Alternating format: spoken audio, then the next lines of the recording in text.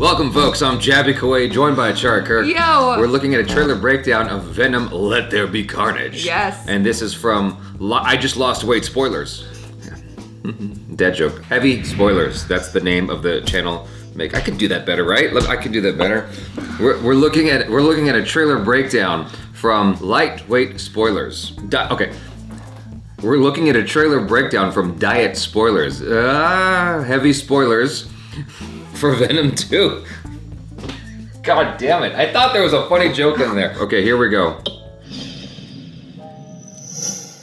Welcome to the Heavy Spoilers Show. I'm your host Paul, and when this video gets out, we're gonna let there be carnage. Now, the trailer for Venom 2 has just dropped, and it's so good, Eminem is about to make the best rap song of all time about it. Throughout this video, we're going to be going through the ins and outs of the first look, pointing out some of the Easter eggs, things you missed, and our general reaction to the trailer.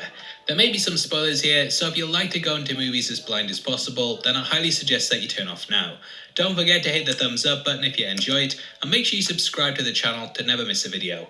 With that out of the way, thank you for clicking this. Now let's get into our breakdown of Venom, Let There Be Carnage, the trailer. Okay. Now, the trailer itself opens in San Francisco, which was, of course, the same place that the first movie was set. We can see Eddie and Venom are pretty much in an odd couple situation, and the latter sings the song Let's Call the Whole Thing Off, which first appeared in the 1937 film Shall We Dance. This was about two people who would pretty much disagree on their pronunciation of words like tomato, tomato, potato, patata, and initially the song was about refined accents. Over time, though, it's come to be used in pop culture films like When Harry Met Sally to pretty much show two opposites having to try and work together until they end up butting heads over it. We also see there is one rule, which is no eating people, something that Brock established at the end of the prior movie. Venom is clearly sticking to this, as he makes some waffles that look like the kind of thing I'd knock up the one time my wife asks me to make breakfast. Make it yourself, you moron. Now, we then cut to him visiting Mrs. Chen. I just gotta say real quick, like, when they showed the breakfast, it made me a little bit nauseated. Like, I felt a little bit sick looking at all the food just because it just looked like a mishmash of all the breakfasts. Yeah, You know I mean, what I'm it saying? didn't look very good at all, and I think Tom Hardy's face when he looked at it pretty much encapsulates what you would feel when you look at it, which is just like, oh god. Yeah, well, I mean, terrible. It was an awful experience all around because he was unsuccessful in making anything that looked nice and desirable to eat. The convenience store owner from the first film, who Venom of course saved. When Eddie walks past, you can actually see a cameo by Stan Lee, as his face is on a magazine cover. Oh my now, god, we sort I of did play not upon see the that. prior movie quite a bit, as in the next clip, we see that Eddie has still been visiting Cletus Kasady in jail, which of course ties into the post-credit scene of that film. We can hear Kasady's voice narrating the clip, and he does the old speech, you know, the one that villains always do. You and me, we're not so different. That one, you know that one. Now we can see that the character has had his hair cut, and though it's not as ridiculous as the Sideshow Bob one from last time, it's still pretty bad. Now in his cell, he's carved childlike drawings into the walls. I didn't These even notice include teddy them. bears and a tree in a later shot. Clearly they link back to his childhood, and in the first look we see Brock going through some similar drawings. According to leaks on the film, Kasady has several victims that have not been discovered that Eddie is trying to find the remains of. This will of course bring closure to the families and mean that they finally know what happened to their relatives. Whilst we can never fully verify leaks like this until the film is out, I think this is probably true, as we see a police officer in the next scene being played by Stephen Graham reading a paper. On this, the headline says, "The Hidden Victims of Cletus Kasady," further tying back to this leak. Stephen Graham? I thought it's Stephen Graham. Graham. Graham. I thought it's just Graham, like graham crackers. No one says Graham. Only in America. His name, it's a name, it's not a cracker. I understand, but the pronunciation. All I'm saying is, like, when it's a name, it's Graham. Right, but you say herbal, and Herbal. Here we say herbal. Yes. Right? Yes. You say homeopathy, and we go pathy. Okay. Dad jokes overpowered. Oh Okay. my god. This is the actor from Snatch, right?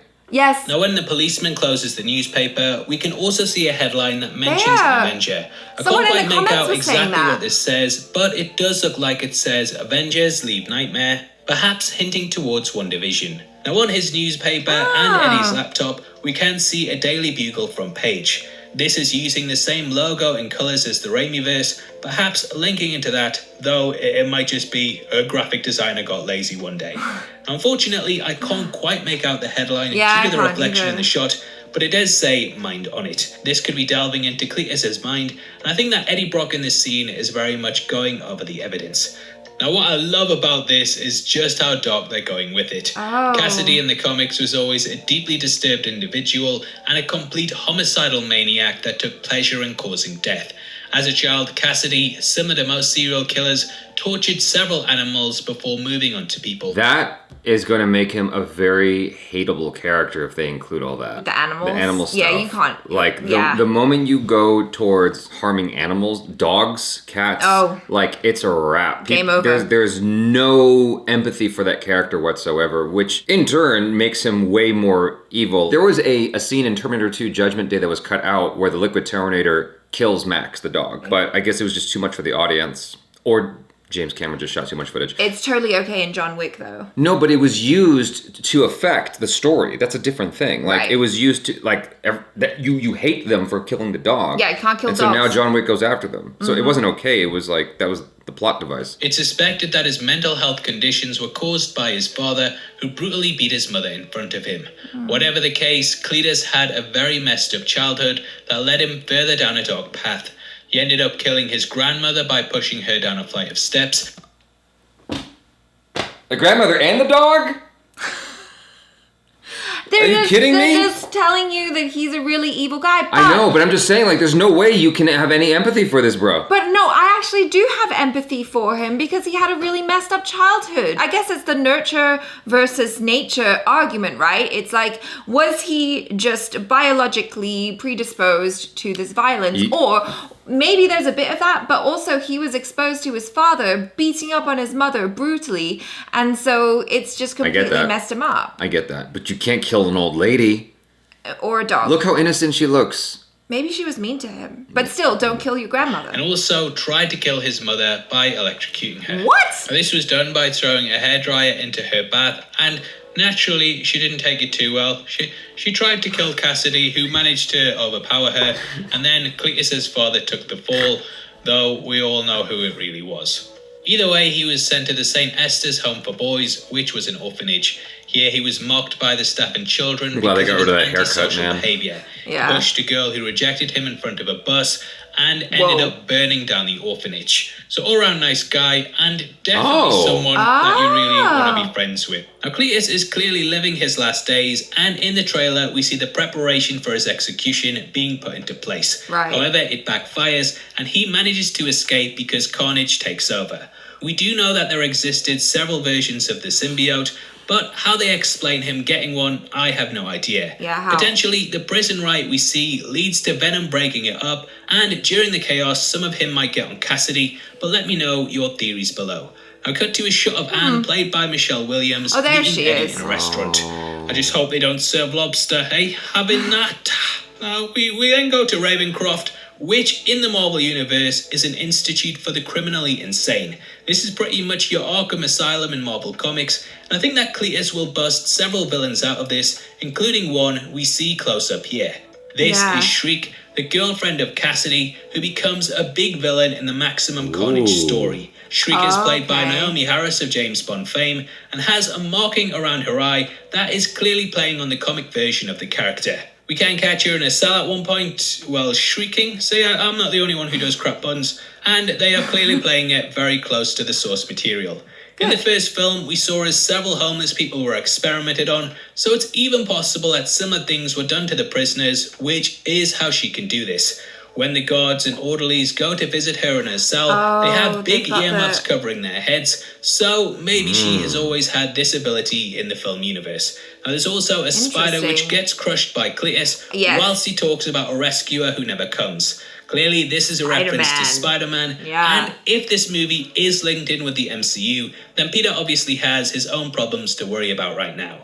The part where you saw the shot going over the front gate. What's it called? Lovecraft? Ravencroft. Ravencroft. The moment they showed that, I knew in my mind that anyone who read the comics was going to get the reference and be like, oh my God, that's the place where the things happen. And I'm like, ugh, this is what you get for not reading the comics. But it's like, it's something that you don't necessarily need in order to appreciate it. Sure. You know, like when you watch the film, you'll appreciate it all the same. But they made a point to show you the name of the institution.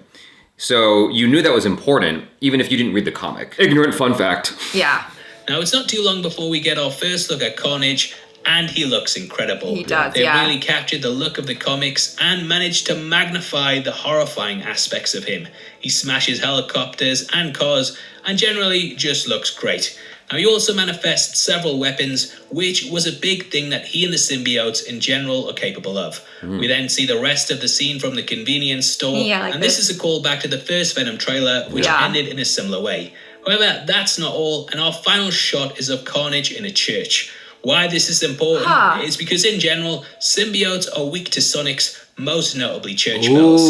Throughout the comics, churches have been used as key locations to bring them down, and at one point in the trailer, we do see Venom travelling to one. I think that this will be where the final battle is held at, and it will be how Brock manages to take Carnage down by using sound as a weapon. However, Carnage also has Shriek on his side, so it will be interesting to see how she is utilized, as she could provide a big obstacle for him. Either way, it's a brilliant finish to this trailer, and it shows the big bad off in all his glory. Do you think that she's going to stay a villain to the end of the movie? I don't know, because I don't really know. I don't know either. I know nothing about these characters, but just off of the information provided thus far and looking at the trailer and, you know, everything, I'm thinking that she doesn't stay a bad guy to the end. I'm thinking she turns against Woody Harrelson. I think the opposite. Okay. Yeah. As for the trailer itself, I have to say I really enjoyed it. I don't know what it is with Sony trailers, but this one and the previous one for Morbius both had a really shadowy aesthetic to them that makes it feel like the studio are leaning into the darker side of these characters. Definitely. We don't have a rating for it just yet, but there are rumors that Sony are going to be going for an R. However, I don't really think that this will be the case, Was the last as one R? they still need to sell tickets. With the company now being tied heavily into Marvel Studios, it does make sense that they would try and align themselves more with that universe, and though I would love to see an R-rated Venom film, I highly doubt we're going to be getting it. Really? You have to remember that the first movie was meant to be rated R as well. Oh, it wasn't R. R. How that turned out. Now, R-rated comic book movies can be successful, so who knows? Time will tell, and with a storyline about a serial killer, this definitely feels like they should be going all out with it. We have to tell Cletus' origin story and set him up as a true threat, so I do think that that would not only be true to the original source material, but also it's something that fans really want to see. I just hope that the studio don't put profits solely before the vision of the director, as R-rated movies can be successful, and it just feels like the direction that they should be going in. It's difficult to tell exactly how the film will be from this first look, but as someone that actually liked the original movie, I am quite hyped for what we have in store. There's so many other avenues they can explore with this Spider-Verse, whether they decide to link it in with the bigger storyline of the work or not, and I am kind of hoping that Sony use these characters to go down avenues that the studio heads at Marvel would be afraid to. The whole thing about it not being rated R, I think that there still is effective ways to make a film feel frightening and scary and intense while keeping it PG-13. I mean, if you go back and watch Jurassic Park, for instance, I know that's a dated film reference, but that was an intense movie, and it still is intense. If you watch it today, it still holds up really, really well. I know that this is a goofy reference, but Mortal Kombat, at the time, felt very like it was pushing that edge of PG-13. If you watch that and you compare it to the current Mortal Kombat, I feel like the old one, the PG-13 one, actually feels edgier than the rated R version, which is really gory and violent. Right. It has more of a visceral feeling, especially at the beginning when Shang Tsung kills Liu Kang's brother. It's intense and horrifying, even though there's no blood and guts and stuff like that. So I feel like it is entirely possible that they can push the limits of PG-13 and make it feel intense without having to show you a bunch of blood. I guess so, but I feel like more and more comic book films are coming out that are kind of going that R-rated route, and that's also interesting, you know? I think it depends on the creativity of your storytelling. I think you can make something intense and frightening, and it doesn't have to be as violent. I think you can get, just like you get one F-bomb, I think you can get one violent moment, And that's really all you need to set up other violent moments. Like, you can use shadows and creative shots and obscure it a little bit. And it's more about what you put in the viewer's head than what you're showing them. Sure. I think, personally. Why I'm excited after seeing this is because it does indeed look like that is the route that they're traversing. And there are a ton of things in this trailer that have me extremely excited for the movie. At this rate, it's going to be one of the biggest comic book films of 2021, which, though it isn't hard, does show that Sony have the potential to really sweep the board with their properties. Overall, this has got me really excited for the movie, and I can't wait to see what it's like when it releases later this year. Obviously, I'd love to hear your thoughts on the trailer and if there's anything we missed. I thoroughly enjoyed this breakdown, even though there was minor spoilers in it. Like, he really tells you where things are with respect to everything. It gives you context for all the shots in the trailer. Yeah. Even though he was doing that, I still enjoyed this a lot, and I still want to watch it. And I don't feel like so much was spoiled that it's going to ruin the experience of watching the movie. No, I just feel like it'll help us to enjoy it and more. Contextualize it. Yeah, to contextualize it. The only thing I have a question about is he said that, sound really affects the symbiotes, which is true, right? So then having, what's her name, Shriek be there, like, whatever they do, they both have symbiotes, right? So then if there's a loud sound, it's going to affect both of them. Right. So how's that going to work out? That's why I'm thinking. That's why I'm thinking her power is either going to destabilize Venom, or it's going to be used against Woody Harrelson. I don't Carnage. think so. But I think because she's his girlfriend. Sure. So. Anyway, our battery's about to die on this, so I'm going to close this out. You guys, thanks so much for hanging out. Subscribe to Heavy Spoilers if you haven't already, and check out our other reactions, reviews, short films, vlogs, and interviews. I'm Jaby Koay. This is ACHARA KIRK. Peace out.